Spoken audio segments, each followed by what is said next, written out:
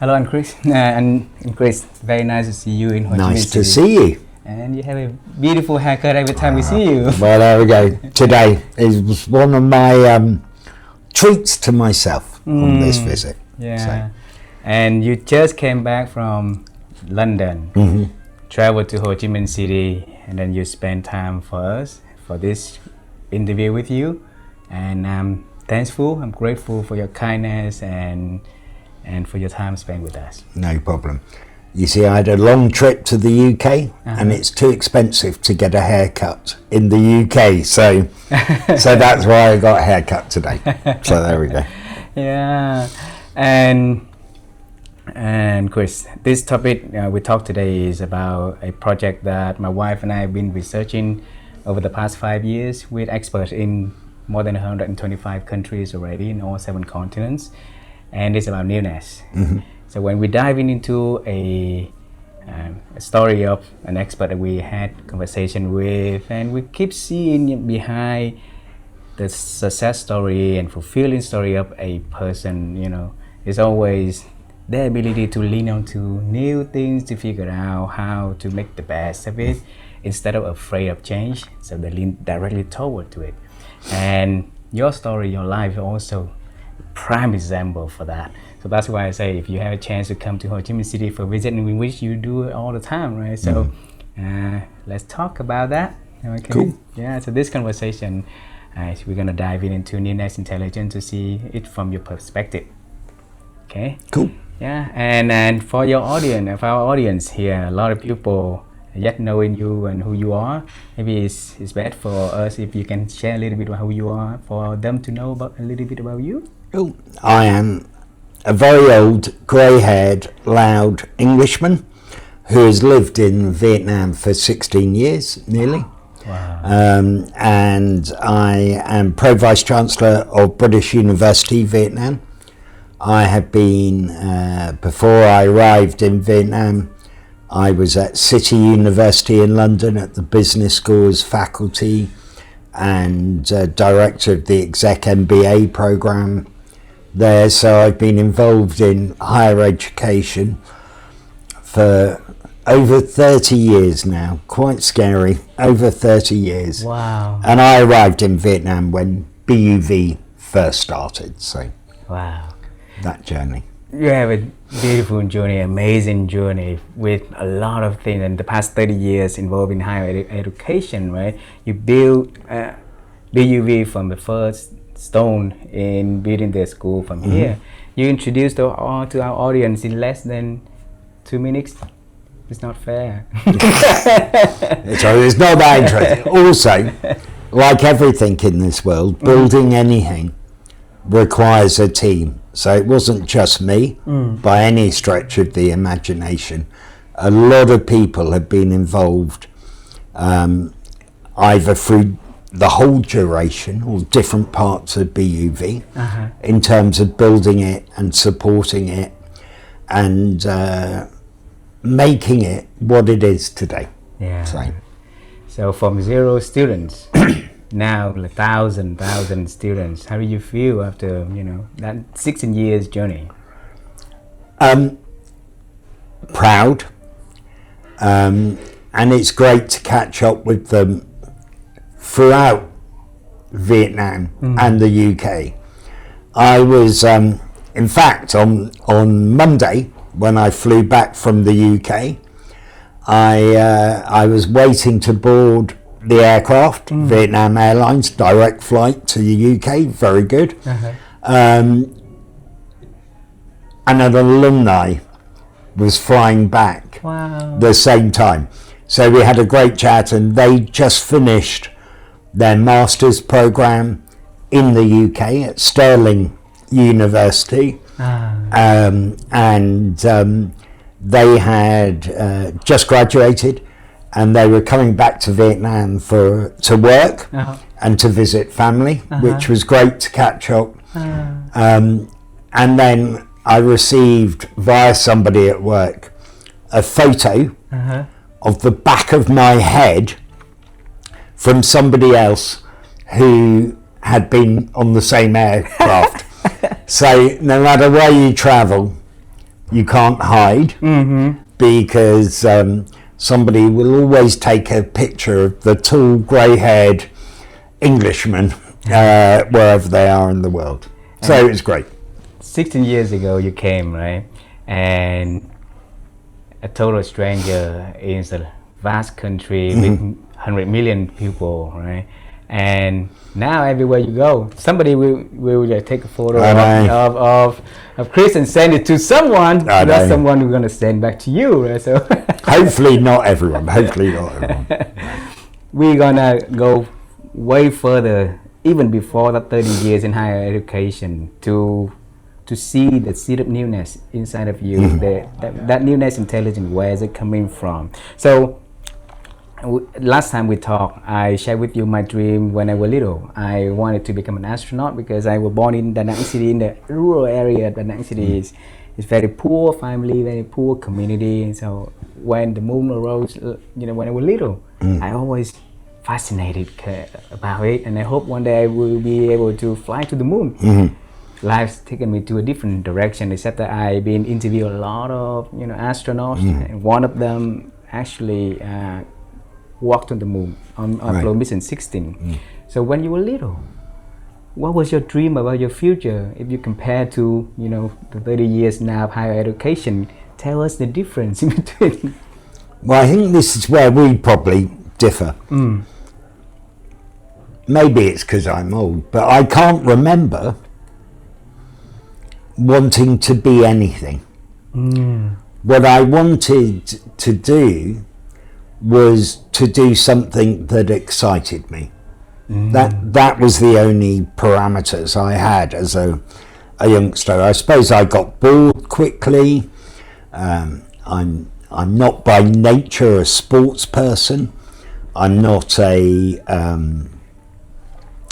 particularly clever, so I'm not a genius, right? I'm little old me. So I didn't really have a dream apart from wanting to do things that excite me, that I feel connected with, and that I feel proud of doing. So those were the main things, and I think that's partly because when I was younger, because of my dad's job, we moved around the UK, but also when I was very young, 3 or something, we moved to Malaysia.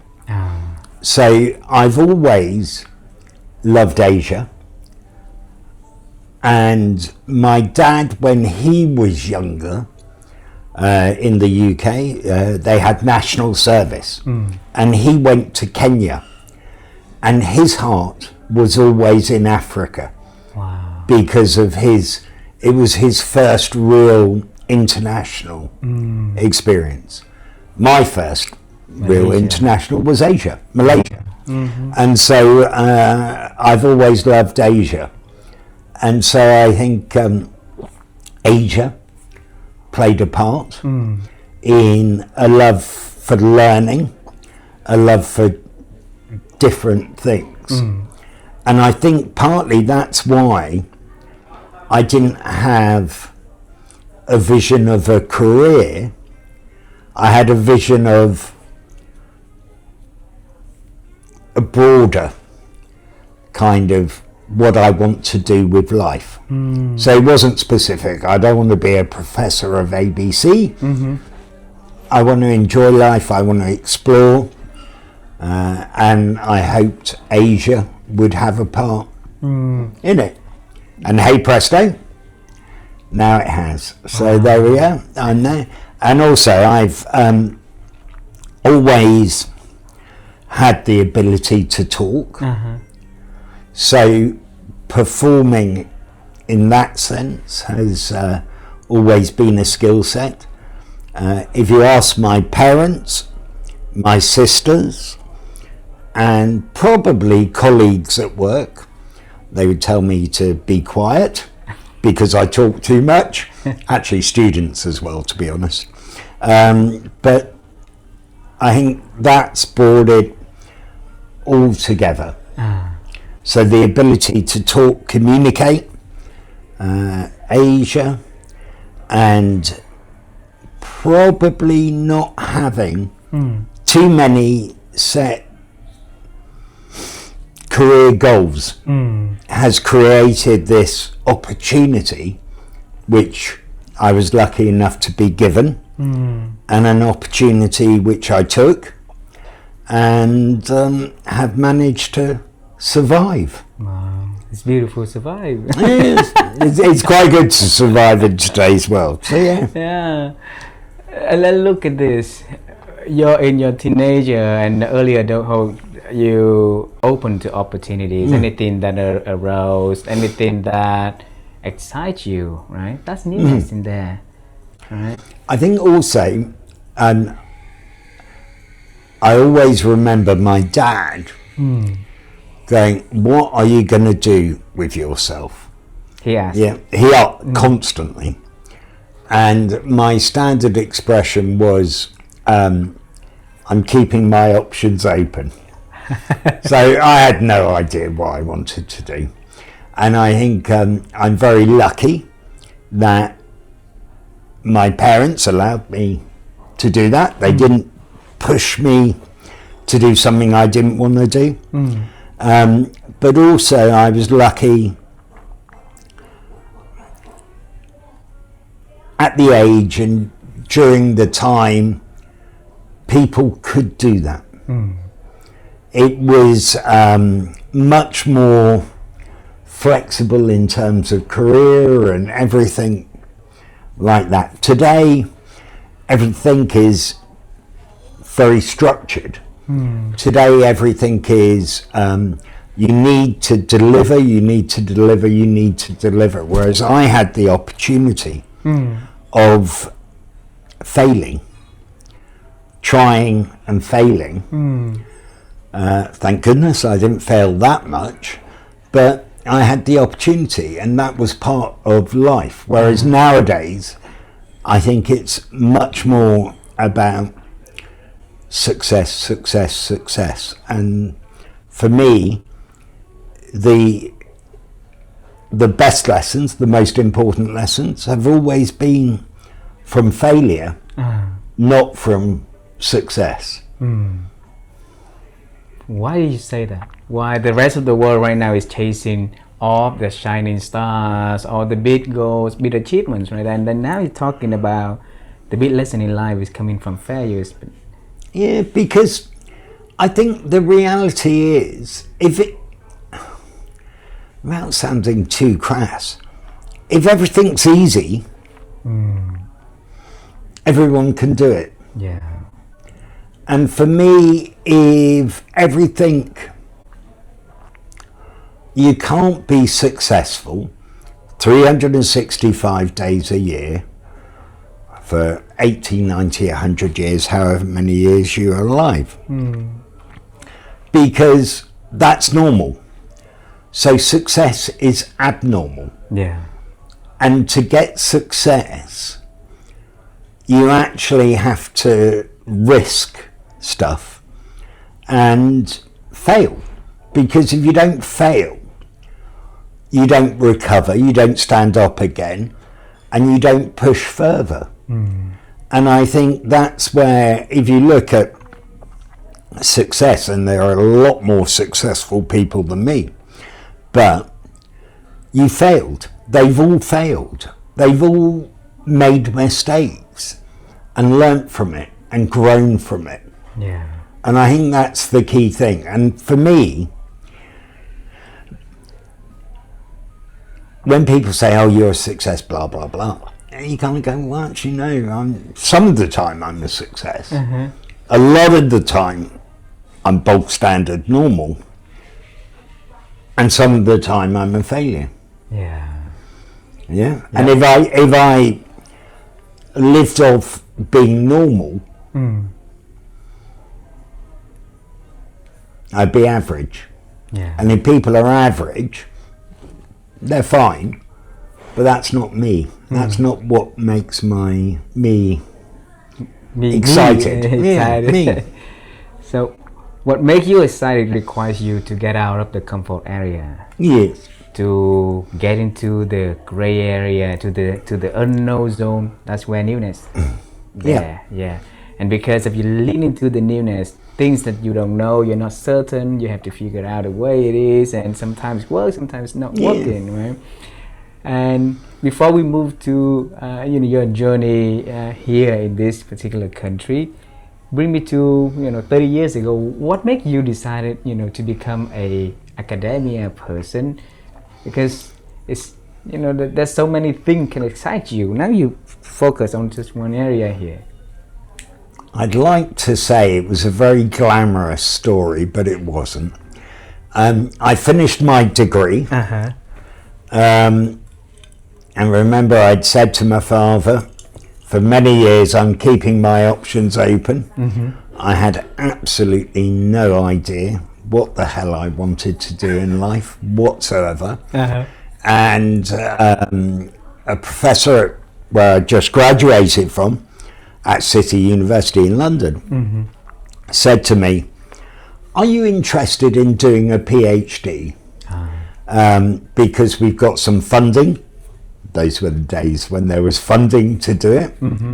And I went, "Oh, yeah, why not? I haven't got anything else to do. I didn't know what I wanted to do." And I thought, it could delay the decision of what I was going to do with my life. So I said yes. So I started doing a PhD. And while I was being funded for that, I had the opportunity to start teaching and doing things like that. And again, that was taking opportunity. So although as a PhD student you do some marking and you support faculty and so forth, I remember the head of department came in one day and said to our office and said, "Oh my goodness me," or words to that effect, "we need an accountancy lecturer straight away." And being a naive, young, cocky student, research student, I put up my hand and said, "I've got an A-level in accountancy." And he was obviously very, very desperate. And he said, "You'll do." So originally it was just to cover a few lectures. It was very basic introductory accountancy, nothing mind-bogglingly complicated.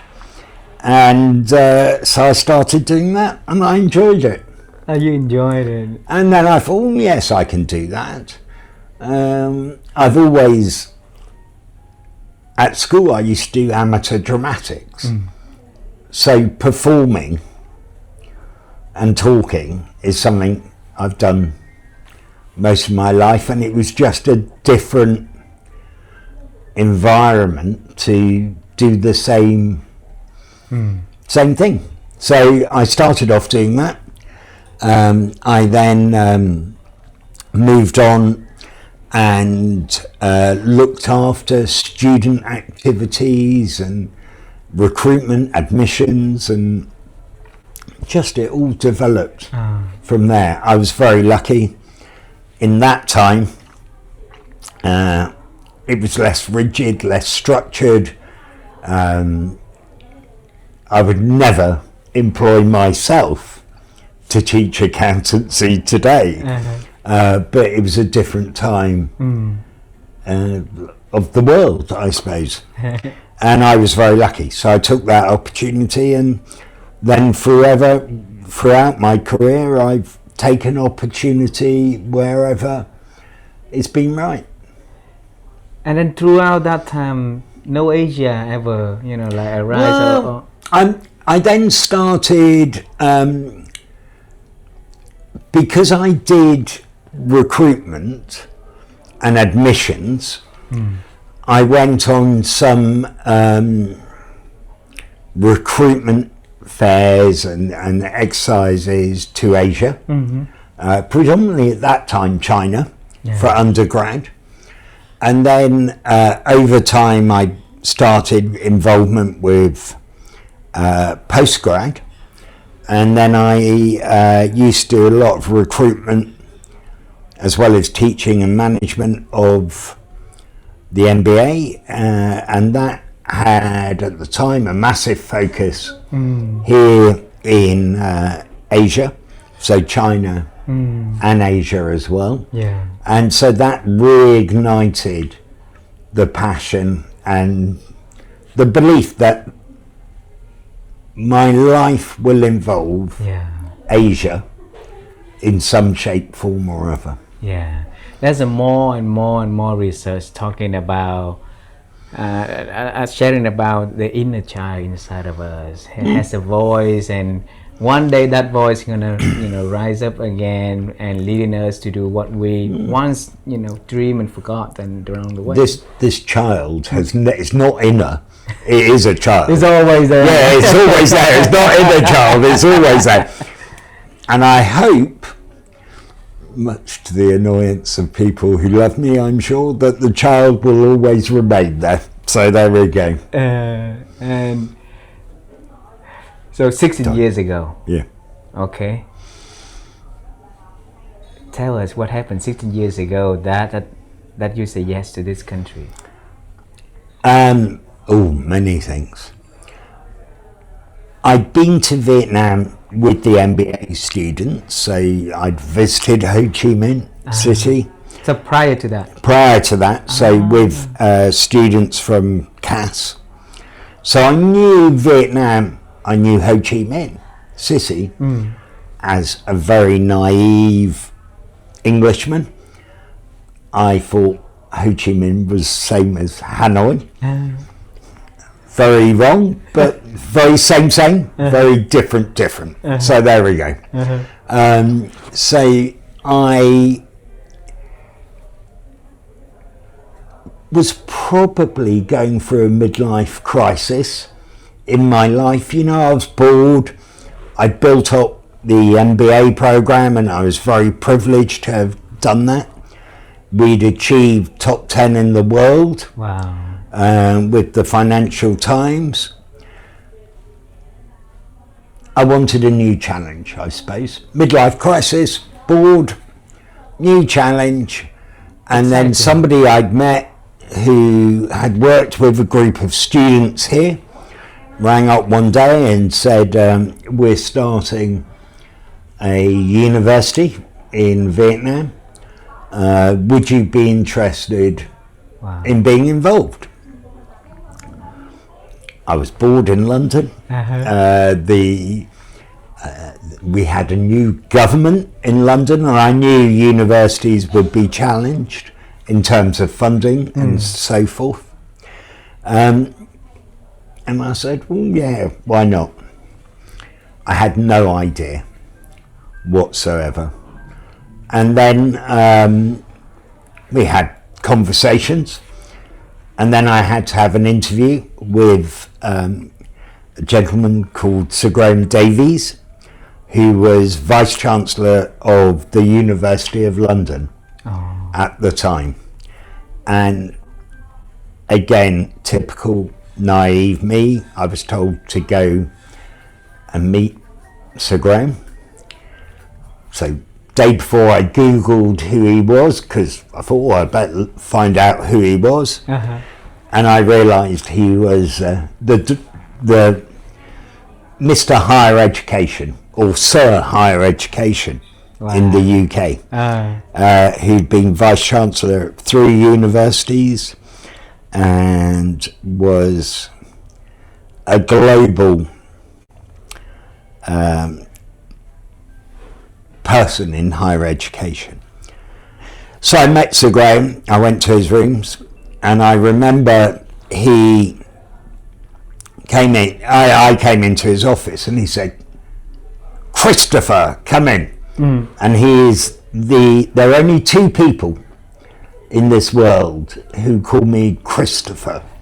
One is my mum, when I've been bad son, and the other one was Sir Graham, because I could never correct him and say, no, it's Chris, because I'm like, Christopher was waiting.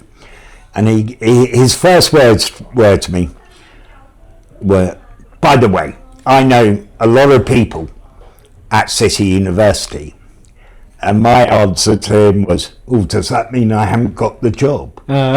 Because I don't know why I said it, but that was my answer. The second thing he said was, and I know Alec. And Alec was my hall tutor when I was a student at City University, and was his brother-in-law. And I went, that means I definitely haven't got the job, because I was a very bad student. I was very badly behaved when I was a student. And he went, no. And the rest, as they say, is history. I came here thinking that Hanoi was like Saigon, Ho Chi Minh, realizing it's very different.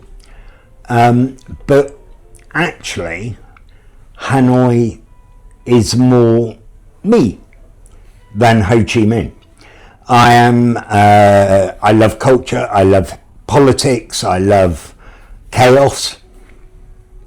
So that's Hanoi. So I grew to love Hanoi very quickly. And I think also because I had moved around in the world and UK, I learned I moved to Asia. I didn't move the UK to Asia. So I had the opportunity to I had the ability to adapt quickly. And that's very important. Yeah. Because Vietnam is not the UK. Yeah. Vietnam is Vietnam. Vietnam's not really Asia, it's Vietnam. Yeah. Every country has its own identity, its own DNA, how it operates. Yeah. And you have to realize that you adapt to the country rather than the country adapting to you. Yeah. Yeah, I'm a visitor here, and that's who I am. So in my own apartment or house, I can have a little bit of England, so I can make English food and do stuff like that and be a mad Englishman. But in reality, I am a visitor in Vietnam. And Vietnam, I've learnt to love, to be in wonder, but still be frustrated as well with the country, just like any country, just like any relationship. But the good times, the excitement is amazing. I know. Yeah. And the opportunity. I feel very privileged to have had that opportunity. And when you link to that newness, you talked to us last time that we had coffee in the front, right? You said that you don't know who's calling, you don't know the event that you're about to attend. Yeah. But if they ask you to join, you join. And when your name was called, you just stand up and raise your hands. And what made you do all of that besides adaptability? I realize I'm a guest, and I realize that trust is earned, not delivered or given.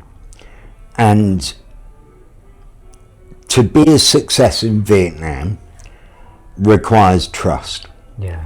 That you're here for the right reason, that you are not selfish, if you like, in terms of me, or my organisation, or company. It's much more about representing.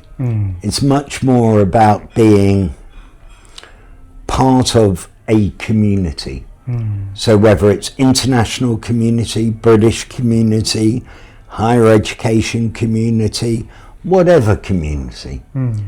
And you need to earn people's trust and respect that they will support you, encourage you, and help you deliver in whatever you need to do or want to do. So that's it. It's I've learnt in life, nobody gives you anything. And if they do give you something, actually there's going to be a cost later on. You've got to work for things. Yeah. And you've got to deliver. And I think in a way, I was so naive and I had no idea that if somebody said, do this, I'd do it. And luckily, I did the right things. So there we go. I mean, one part is luck, another part is inside of you. You have the newness intelligence also for you to figure it out. What is that you need to do within that new environment that makes sense, that will yield the end result that could be positive for everyone. Yeah. And I think it's a holistic approach to life. So it's not doing things for an immediate result or this specific benefit or result. It's about really approaching life that from a broad perspective. Yeah.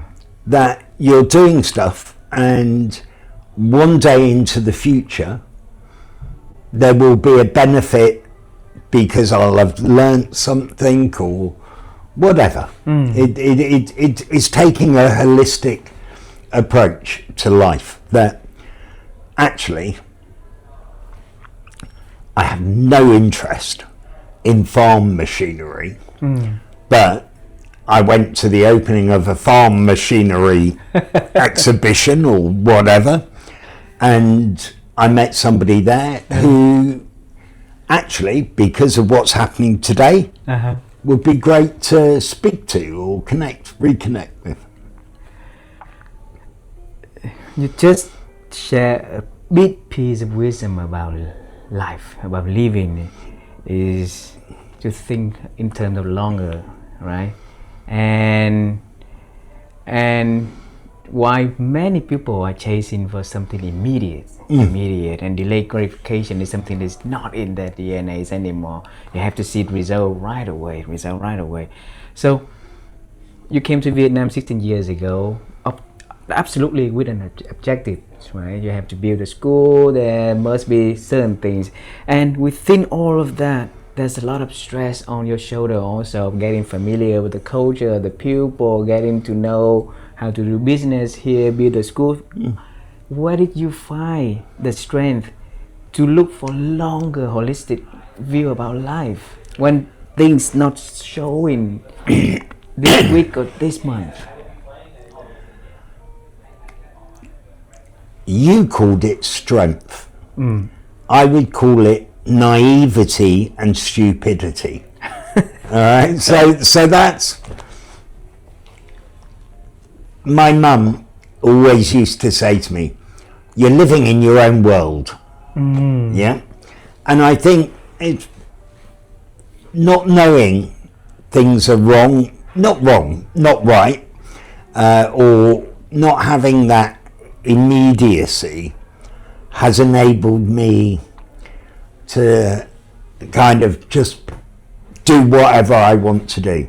And I think there is an inner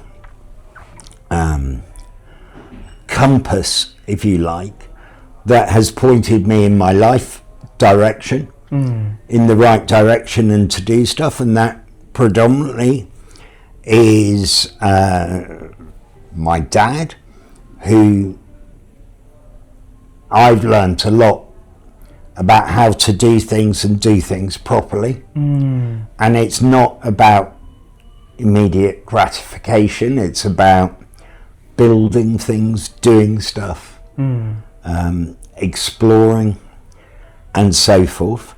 And colleagues and bosses in my history who have encouraged me to be me rather than to be somebody else. Yeah. So I think I've had the opportunity to, or the understanding to be a freak of nature in many ways, that I don't fit into cubby holes, I don't fit into norms necessarily. I am different, and in a good way, I hope. But I've had the ability to be able to do that. Yeah. I remember my first boss at the MBA in City, a Professor Sims, David Sims, always gave me enough rope to hang myself, but supported me not to hang myself, if that makes sense. So to push the boundaries, to develop things, to be outrageous, but ensure I was aware of the risks and everything like that, and support me through doing those initiatives. So they were my initiatives, they were great, but I had that support behind. Yeah. And now I hope that I provide that mechanism for others who are younger than me into the future. And so Graham, who the ex-VC, I had, again, he was encouraging and supportive. And that to me has been very important. So my dad and key people in my life have given me the opportunity, but also the understanding of the responsibility of what you're doing. And that it's not me, it's this big picture. For Vietnam, it's about BUV. Yeah. I'm a mere tool, right? That's all I am. I'm a cog in a wheel of BUV. Right? Hopefully a relatively important cog, but that's all I am. And like any mechanism, if it's just me on my own, I won't work. Yeah. Yeah? I mean, it's useless. Yeah. And so understanding about how you work together, how people connect together and how they interconnect is key. And that's what I do. Yeah. When I talk to you about newness, I feel I'm very boring. You're Sorry, not. no, I feel like I'm very boring. I apologize. In this. So when you talk about newness, when the word newness come to your mind, Yeah. what come with that in your mind? Newness. Yeah. I think for me it's a challenge. Challenge. Because doing what you did yesterday is not good enough. Doesn't mean you have to change it completely. Yeah. But everything moves forward. Yeah. Life is a journey. And as you move forward, things change. So newness, maybe it's a development, maybe it's a new opportunity, maybe it's a new colleague. Newness, maybe even it's just a new day. Yeah. But everything is changing. We do not live in a static historical environment. We are not a museum. We are a living organism, and we have the ability but also the responsibility to support other living things to succeed and survive. So newness to me is about, if today was like yesterday, that's ultimately deadly, because you're not moving, you're not breathing, you're not moving. Yeah. So newness is key. Yeah. Right, and I'd get bored. So if it's same, I get so bored. So for you, is that newness, is that something coming from your DNA, maybe from your father, your mom, or something that uniquely you? I think my mum and dad would hate to say I'm like them completely, because I'm mad as a hatter. No, I think it's based on them. It's based on them. It's based on their DNA. So my mum is a very different personality to my dad. But my dad was an adventurer, pragmatic, perfectionist. He was my role model, still is my role model. And the way he did stuff, through challenges as well as through the good times, was what I hope I can model my life on. I don't think I'm as good as him at dealing with things, but as long as I feel confident that he would nod his head and smile, then I'm a happy chap. Wow. That I can achieve that. And I suppose that I could be considered in the same sentence as him and what he achieved in life. What did you mean by that? Well, that if people respect me for what I have done for friends, family,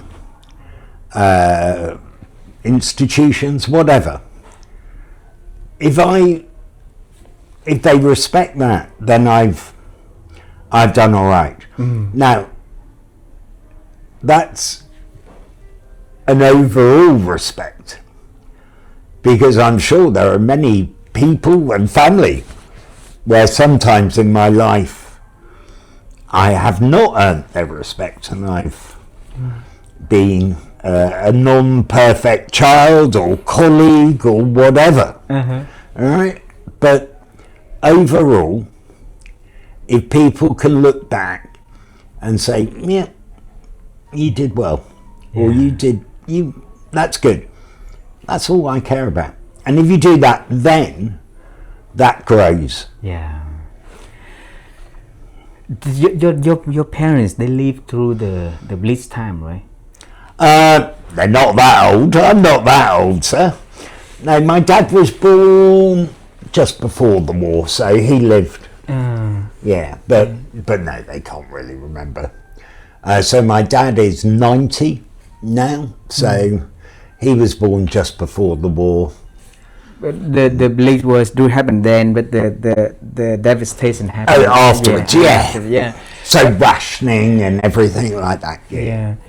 Because one of the things that we want to accomplish through conversation like this also is to bring newness from the oldness also. Because a lot of people think newness is something that you grapple with something new every day, but the wisdom always, everywhere, right?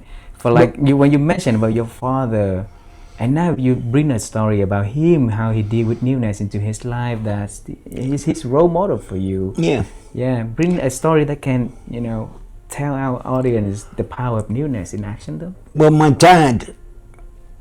dad came from the west of England, so the West Country, and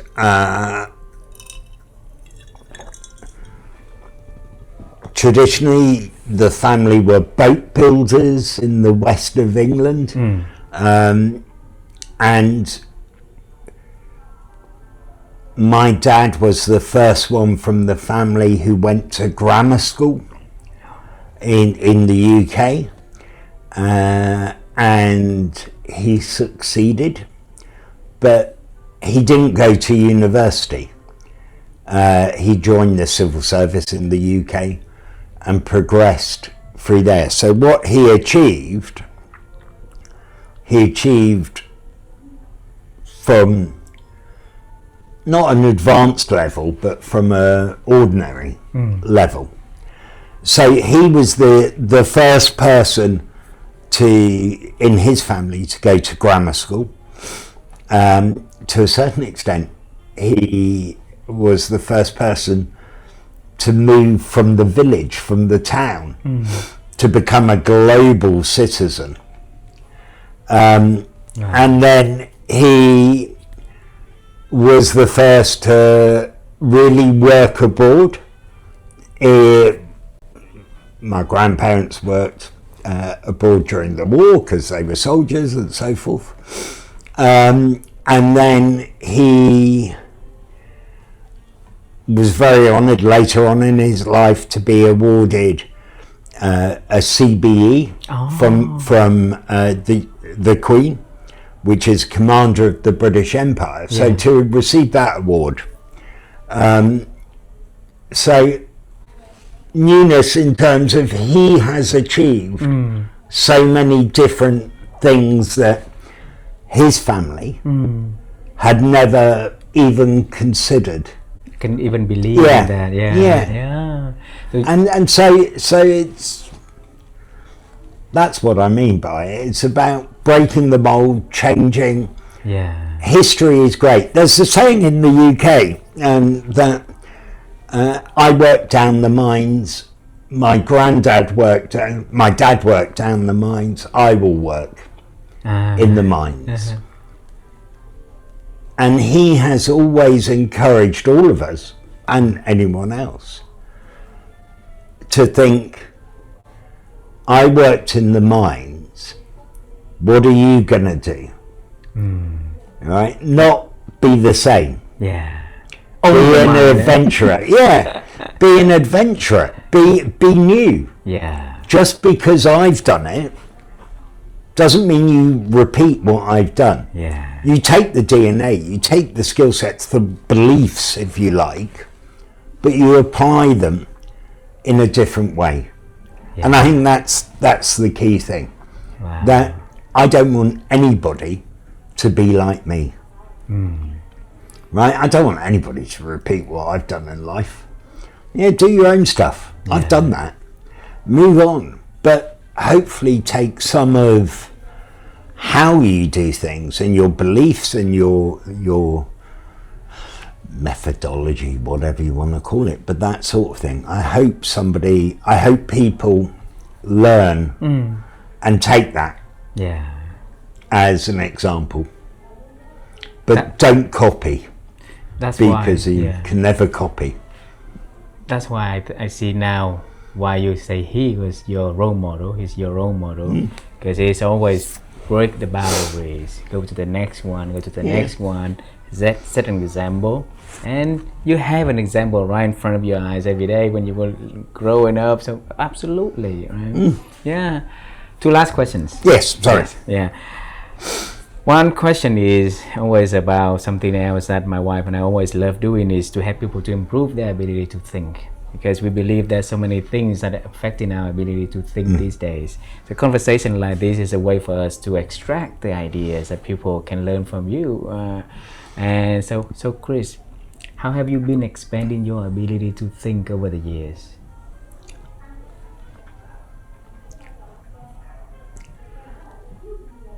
It comes back to naivety, I think. Just absorbing, being a sponge.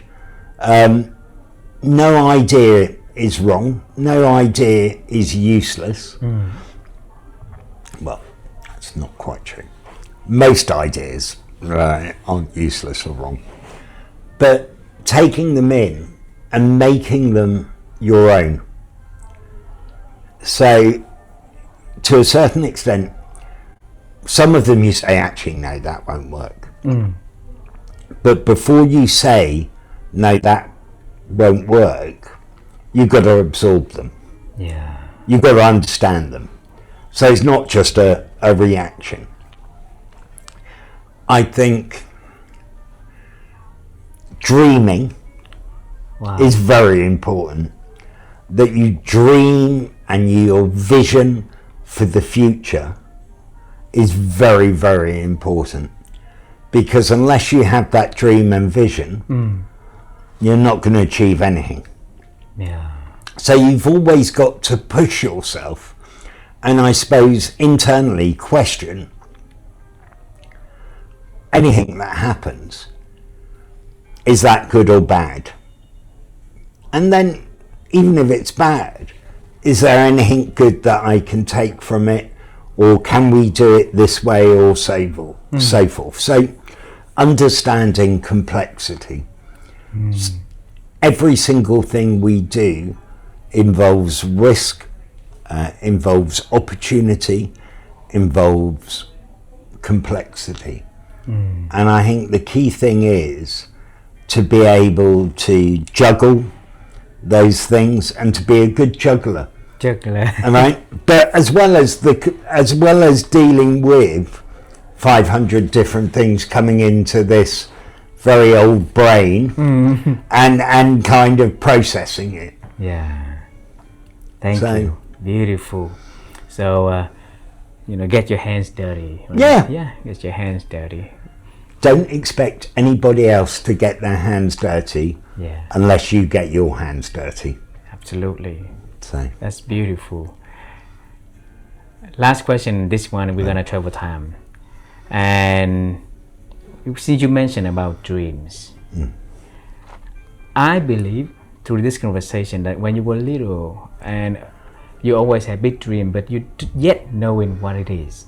That's why you keep chasing for something that excites you, because you want to get to the stage to know what is that big things that you want to aim in life. And your father was frustrating, your mom was frustrating with, Chris, what is that you're going to do when you're growing up? And there must be some nights that you also have doubts, questioning about you, about your future, about things that you're going to make. Yeah. We're going to meet you in one of those darkest moments in your life, when you really have big doubts about your futures and you're not knowing what to do. And now you and me are gonna go into that scene. You are gonna meet him, and you had a words of advice, word of wisdom that that Chris now gonna talk to Christopher then. Okay, so what is that you are going to tell him? How I deal with that personally is, if you think it's going to be 200% bad, the reality is it won't be 200%, it'll be 100%. And so then that's better than your worst prediction, if you like, internal prediction. So if you think I'm going to be beaten up for an hour and you only get beaten up for 5 minutes or some 10 minutes, that's pretty good. So I think it's a positivity. Now obviously you should never be beaten up or anything like that, but metaphorically speaking. So I think that's how I deal with it. I'm the most, or one of the most, unconfident people in my own ability you will ever meet. I question that every day. I question it every single day. And that, to a certain extent, is a weakness, if you like, or a vulnerability, but also it's a kind of an awareness.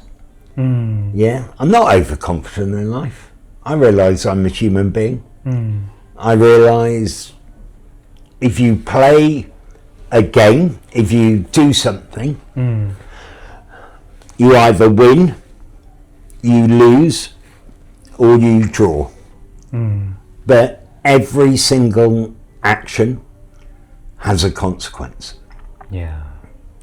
And unless you're prepared to accept the consequence and move on from the consequence, whether it's good or bad, Yeah. thing. And not everything's positive, and you've got to move on.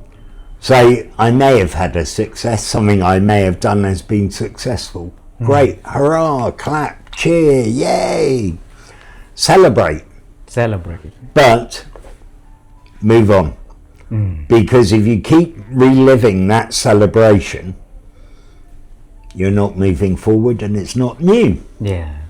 Yeah, it's old. It's history. It's boring. Yeah. It's repeating. Yeah. It's beautiful. Thank you so much for this beautiful conversation. My pleasure. I hope I haven't bored you too much. Yeah, we talk a lot about life, about your life, about a lot of piece of wisdom in here that apply to everyone's life. You see, yeah, and that's the beauty of what you're now transferring, from your own experience to our audience. Whoever listens to this conversation will be having a lot of things to think and apply to their own game, and it never ends, right? So yeah, exactly. Work hard, enjoy success. Learn from failure and enjoy success from learning from failure. Yeah. But everyone's going to fail. Sorry. Thank you, right, yeah, thank you so much. Cheers. Thank you. Take care.